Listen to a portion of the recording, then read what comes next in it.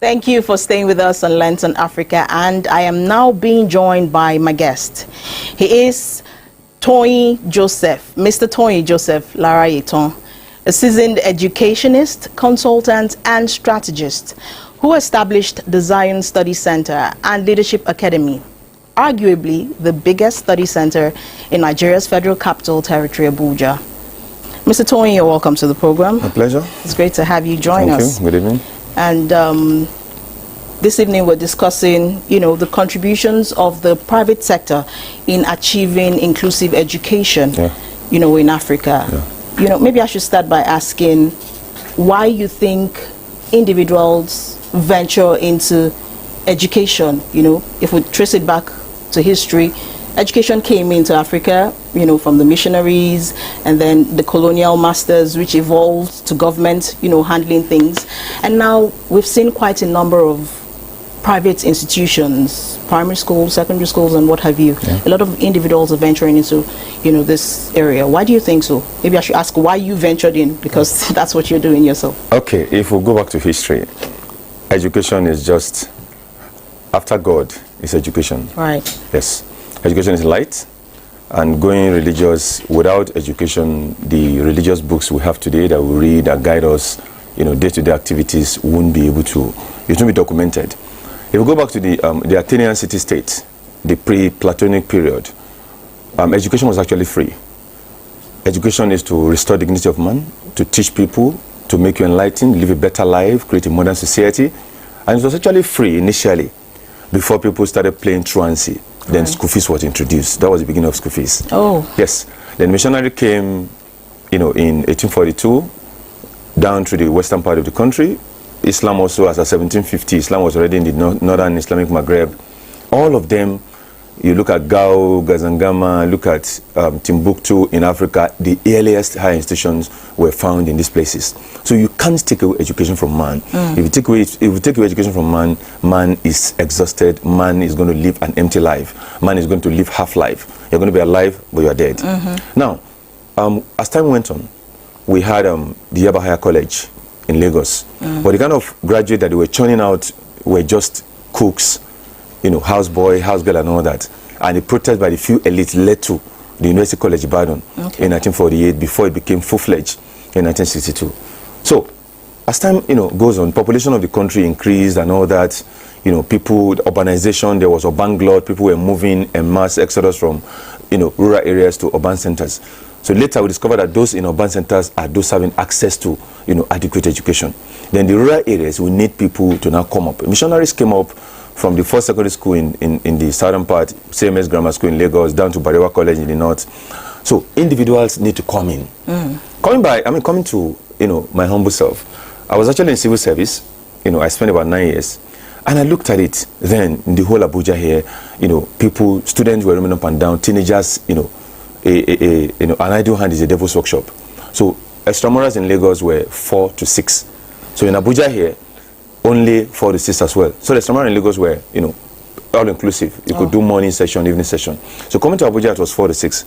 So I started at the time, and looking at it, we started having crowd. Then boys smoking here and there in the street and all that, were getting changed. So I look at, okay, then this is my passion. If you want to go far, you turn your passion to occupation and, make it push more money. It becomes a job. You'll be catching fun and, that's your future. So that's how we, arrived at Zion. That's more than 20 years ago. And we started coming up gradually. Although we'll get to, I know you're going to ask me a question about how difficult it is to run, a private, schools in this city is really, really bad and crazy, for you to run it and get successful. Yeah, we'll get into that. I just wanted to know why or... So the main reason is I just want to contribute my own quota to the society. I want to restore dignity of these teenagers. I want to make sure that we raise what changes, because the world is getting chaotic and we just need an anchor to come in between. So that's why I had to start that, and today I'm in it. All right. Yeah. Now, how do you think the private sector can contribute to achieving inclusive education in Africa? Okay, so the private sector, going by what we're seeing, we are going to go back to UNESCO, United Nations Education, Scientific and Cultural Organization, British Council, Pearson, Bill Gates Foundation, all these people. they've tried so much to make sure that what education is what is to given a priority. United Nations says, you know, every nation should give 26% of their budget to education, but ours, I don't know what my government is giving here. But then, if you look at it critically, you can't rule out the private sector. It's not possible. Why? If you go to the government schools today, we have the best hands for, you know, assurance, supervision, ability of these people to do periodic training, get exposed, follow curriculum is zero. But when you have your own school, the owner of the school is there. You know, Nigerians, the owner of the school is there, you see your teachers every day, they move around, you watch them. And since it is yours, facilities will be provided. If you go to ETF buildings across our universities and see the computers, what the government is pushing there, some are not operated, some are not operatable, some they don't have the expertise. I take IT in my organization, industrial training, student for SciWest. When they come, instead of on the good day, the SciWest is supposed to be done and you pay them, you know, stipends. But man, somebody in 400 level, in 300 level does not know basic, you know, the computer desktop publishing, you know, curriculum. So what happened? Is it employable? No. So when you come around, you're studying computer science, do you know HTML? Do you know CSS? Do you know SQL? No. So government need to come in and give grants, loans to the private sector. Energy should be affordable, you know, facility, modern facility. Because we're doing that's coming out to give, you know, conditions, all schools must go ICT, you know, compliant by 2026, WAEC, you have to jam and all that. So looking at all this, you cannot take away the effort and the expertise of the private sector.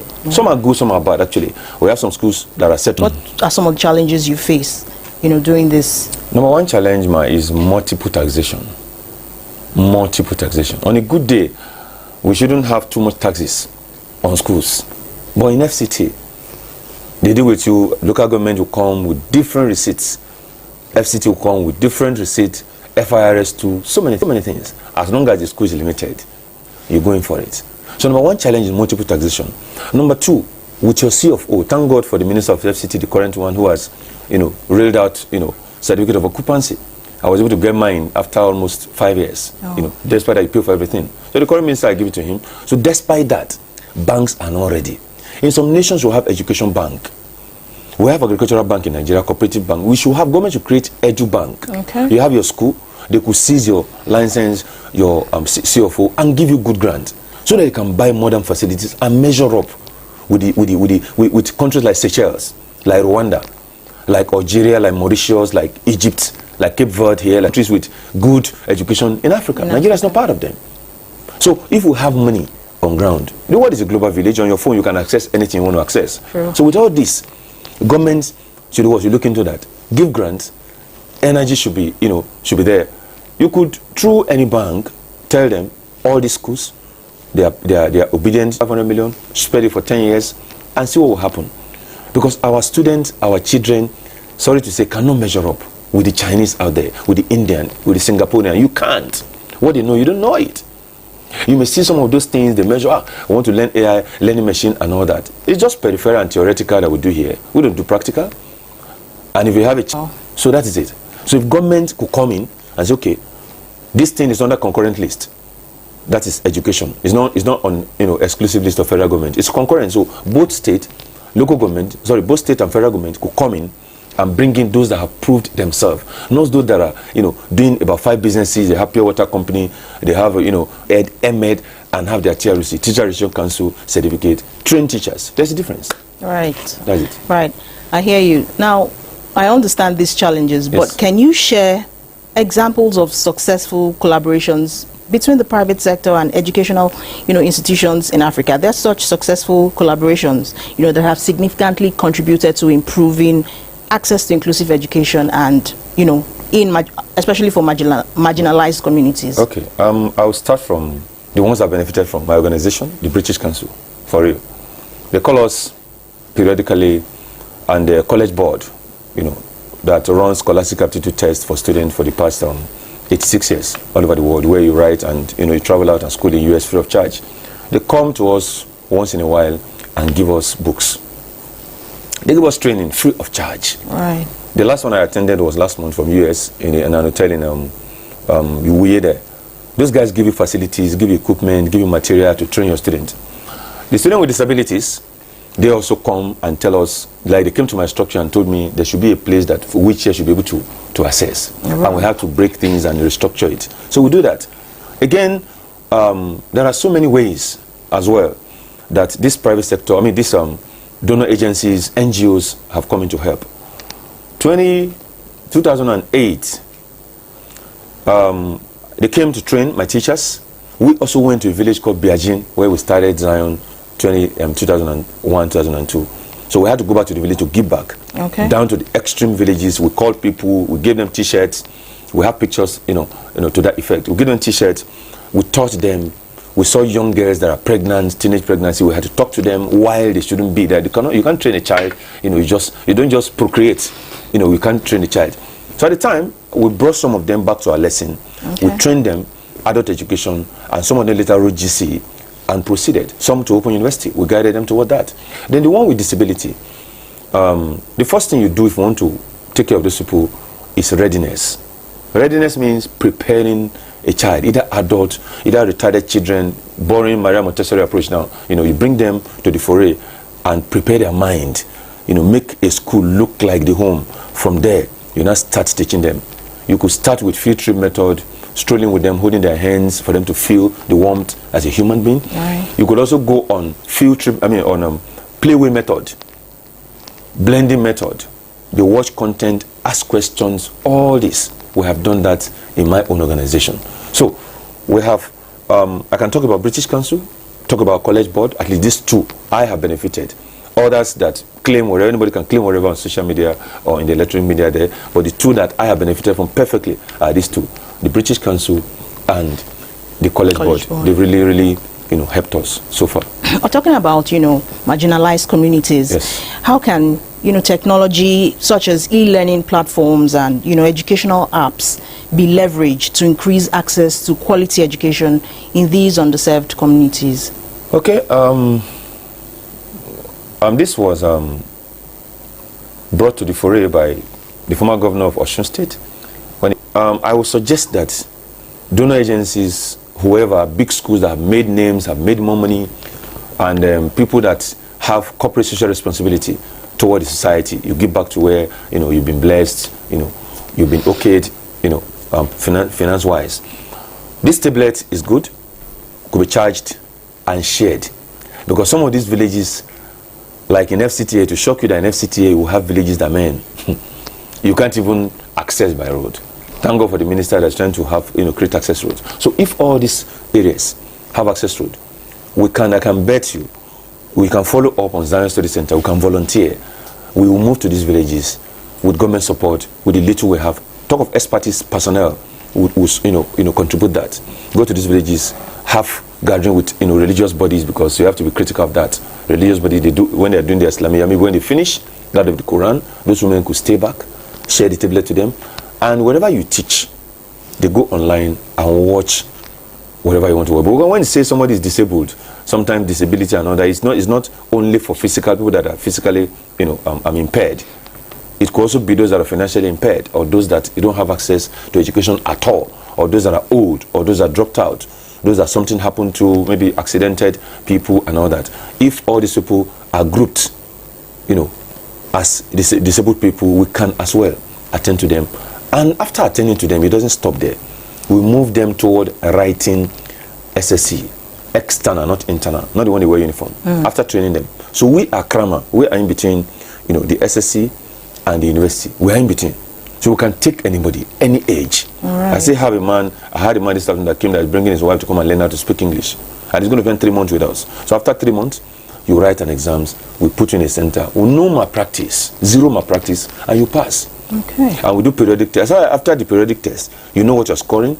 Gradually, you will not check. If after 3 months you cannot cope, fine, we add some months. So at the end of the day, that person will be useful to himself, to the society. If you open a school, you are closing the gate of prison. When you enlighten a society, when you come to a locality, they say they are known for notoriety, they are very notorious. And you bring a small school, you share tablets, you do lectures for them, you bring gifts for them, their children, they say, this child is improving. That child will enlighten the people. As of 1946, sorry to go back to history, Alhaji Yusuf Maitama Sule Damasani Kano. Damasani, he knew a lot. Very young, but the whole Kano city, anything he says, final. So if you're coming from wherever, you must talk to him before you talk to the people. Right. Because if he could be enlightened and he has changed himself, he remains what? A mirror to other people, to other younger ones. Okay. So that's it. All right. So how can, the private sector now ensure that these initiatives in the education sector are sustainable, scalable, and have a long-lasting impact on fostering inclusive education practices in Africa? When you solve my problem, I solve your problem.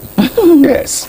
If a lot of people go into school, like I said, for business, if you take it as a dream, and when you start in that dream, make sure that this school is going to outlive me. You don't start a business and say, I want to see to the end. No. So we've had schools in Kubwa, in town here, that I knew those days, I don't want to mention names, they are dead. Some are moribund and all that. So if some of them will tell you that, what happened? I'm not into that business again, school business. Come on. So if those it's people, a business for some people. yes, if those people happen to run it and they had support and it's going, fluently, there's no need for them to die. There wouldn't be any need for them to die and die off. So how people can get support, how people can make sure that everybody is on the same level, on the same pedestal, and everybody benefits. Number one, like I said, government should give support. There are things that, okay, let's say I bought some computers last week. One, 700,000. I bought 2.8 million for my students to add to the systems I had, for them to be able to do CBT, practical and write jam. You're going to buy internet. So you're going to buy data. When you buy data, within minutes, it's gone. It's gone. If you don't monitor these people, they go on games. They download things. So you have to be there. So if government gives us support, give grant and loans and everything, long-term loan, not CBN mentioning 27.5% at central government, at central bank level. What happened to commercial banks? What happened to microfinance banks? They're going to take it to 60% per year. So we are not. So you wait for school fees, gather school fees, pay your teachers, and wait for the next one. So it's very, very difficult for you to listen to somebody that says, sorry, my child is an albino, suffering from albinism. Sorry, my child is, impaired in the legs, in the eyes, and help. Yeah. You just say the person, man, sorry about that. Because you are running on a whole lot of cash every day. So it is very, very difficult. So if government does not come in and give us support, it is very difficult for us to be selfless. Yes, in that arena. Yeah. So when government makes it important, put like 30% of the budget into education and go around, give support. So many schools that don't have, field for a child to be strong, last physical education now. You just coming from your boss, you enter into the class, and the child gets obese, so many things. So you give space, they buy more lands, things are going to change. So government support is one. We cannot do anything alone by ourselves. It's going to take you years for you to achieve one thing. But if government comes in and supports us perfectly, you're going to see a change. And the corporate social responsibility of every private school will be what? Will be monitored, compulsory. You have a school here, I have my school here. The next plot of land should be a game center, not gaming for betting, like a sports center for somebody to discover his talent. It's not everybody that will go to school, mind you. Just schooling and education, two different things. I don't want to go into that. Schooling, you just go through rudiment of kindergarten to university, and you may not even know how to read and write. You do the thing the Nigerian way and come out. And you're not employable. You're never used to yourself.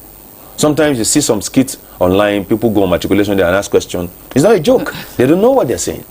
So education is quite different. We have the formal, informal and non-formal. The formal is the one you have in school. The informal and non-formal is the one that will make you great. Manners, ability to be neat, know how to read and write, teach yourself things, have respect for elders. All these things are inclusive in what you call education. Right. You totally preempted that question, because I was going to ask what role can private sector, companies play in providing vocational training and skills development, for programs for youth in Africa. Okay. So that is a very technical question, and I'm going to go beyond Nigeria for real. Okay, if you watch our basketball, watch Angola. If you watch marathon, check Kenya, check Ethiopia in high altitude. If you watch other games, check Egypt. Look at South Africa. We see nursery schools in South Africa, sometimes 2-3 days, some of them will just be in the field, they play so many things. We don't have it here. Why? so many schools around. You don't blame them. They don't have sports center. So many private schools will have to go to a government school and borrow and write a letter to use their pitch for inter-house sports. Yes. Why? You want to buy a plot of land, you know what it is in FCT. So the private sector, the modern system of education, which is innovation, technical education. Elon Musk said he wanted to employ some people, but your certificate means nothing. If you know how to code, go ahead and code. If you don't know how to code, forget it. Some people are working at home now, work online without any school, without any formal education like that, and they're making dollars. So when you're talking of inflation, they don't even care. You go to the bank, they change the dollars into naira, they make more money. So what government will do? Now we were talking about computer just now. You want to buy a system. The one I bought was not HPO. You want to buy HP, 10th generation or 11th generation, you're going to pay 1.5, 1.7 million, 3 in 1. So how, if you want to buy like 50 for 50 students, we have large crowd in my place. If you want to buy for 50 students, and you want them to be seated at the time, and an instructor should be called upon from town to teach them within 1 hour, you pay that guy, he goes back. It's not possible. So they have to rotate 4 or 5 persons on a system, some on keyboard, if you want to. So skill acquisition is the key thing. Very important. Very, very important. Right. In the days of our parents in Africa, every family is known for one thing. If you go to the village, this family is known for making of soap. This one, they sell this cream. That one. But what happens now? So we've left all these things. We've abandoned all this, and that's why today somebody says I'm broke. People are going into prostitution. Young girls are into so many things because of that. So skill acquisition is key. If you want to set up a good and modern skill acquisition center now, you need up to 100 million. We have Army Research Center there in Asokoro, I think. You go there and check what they have there. If you want to do that as a private person, it's going to be very, very difficult without having government support. So back of industry can come in here. We are in the field. Call us for a meeting. There is no minister of education in this country that will survive and implement whatever you want to implement without calling the private sector. It's not possible. We're in the field, we know these things. Some of us are even fortunate to have been in the public and government schools, back to private, schools. So we can tell you how it works. We can tell you how to go about these things. And, the society will change in the next 3-4 years. No matter how you want to do election, every government comes in the next election. Go back to education. Go back to that thing. A child finishes JSS3, the boy is 17, and his mates are bedded, and he leaves JS3, SS1, he doesn't even know anything. That person must not go to SS1. It's not compulsory. Let him go to skill acquisition center and learn something, learn tailoring. Let them laugh at him. After 2-3 years, his mates are having work result. He's having a shop. Yeah, his own boss. Yes. Really. Now in Canada, I also train students, to travel abroad. Jackpot students, I have them enough in my center. Now, when you are going to, there are cities in Canada you go to, you must have, and they'll say, here we're looking for people that are what? There's IELTS skills for people, for people that are artisans. POP, screeding and all that. You get to develop country, wow. It's what? It's money. They're making money. So here today, sorry, let me land on that one. If you want to do what? If you want to look for a painter now in Abuja here, you have to go around and beg. And when they come, if you're not careful, you have to stand with your materials not to be stolen. That's true. But if you have a young boy who is coming up and you've told him that, look, you have a future in this thing, he's going to work conscientiously. And he's going to take some risk, more than what? More than an adult that may not want to climb certain places. So skill acquisition is just the only way to do what? It's not the one they do for 2 weeks and say, we have empowered 1 million students. No. Come meet us. We'll tell you. The ones that can cope with school, we'll check the trajectory of the results and say, okay, this one can go to SS1. Then and that was the essence of 6334 system. Yeah. Yes, go to primary school, junior secondary, check your result. If you are not too okay, go and learn skills and be useful. Then before you know what's happening, you are an employer of labor. Then those that are still cerebral, intellectually mobile, they now go to SS1 and continue. School is not compulsory. Right. So I'll stop you there and just take a quick wrap up, on all this. And I'd just like to ask how you think we can address the imbalance of unemployable graduates and not enough employment opportunities. Regardless of the expansion of education in Africa, the learning outcomes of learners is nothing to write home about. How do you think, very quickly, how do you think we can address this imbalance? Okay. I give it to this man, to Nelumelu Foundation. He's done a lot, not for Nigerian students or Nigeria, graduate entrepreneurs, but Africa as a whole. He's empowered a whole lot of them. Now, so many Nigerian graduates, no apology, are not employable. Not all. I employ. If you come to my office one day and I show you an application letter, some of them I'll tell you, give me a handwritten application. I know what I'm doing. Not typed. You know, when you're typing in the business center, there's a spell check. Somebody will help you out. What are you typing? It's not correct. But come, come. What can I do? Just sit down there. Sorry, a piece of paper. Write. It will shock you. We have students now in my center that they are in private university, man, where they're paying 5 million, and they are not doing well. So they come. We now do tutorial for an undergraduate. Why a child of 15 is rushed out of the house into going to school? He's not even mature. Some of the government policies, they may water it down, they may criticize it. They are good. This child is a child. He's still a child. Not to rush into university, getting there. They are in air-conditioned room. They don't cook. They don't do anything. So your child is from primary 1 down to SS3 boarding school. They give her food. University again, they give her food. She doesn't cook. And graduate 21 years old, she want to marry. That side is completely going to be messed up. Now, the unemployed youth we have now across Africa, if you take IT in my place, on a good day we're meant to pay you. But what happened now? Some of them have to pay to learn. But there was a girl that came last week, so sound, she knows robotics, no hardware maintenance, can you imagine, on system, and it's in 400 level. We're going to pay her because of what she's sound. So if we have people like that, and I'm going to push some students to follow her up, some girls, and learn from her and be better. After that, you go ahead and what? Start a business center. As you start a business center, you also start making money. But you are renting a shop, 3 million, paying agency fee 20% and all that. How do you cope? This discourages the person, from living. The person wants to stay with you and keep collecting money. And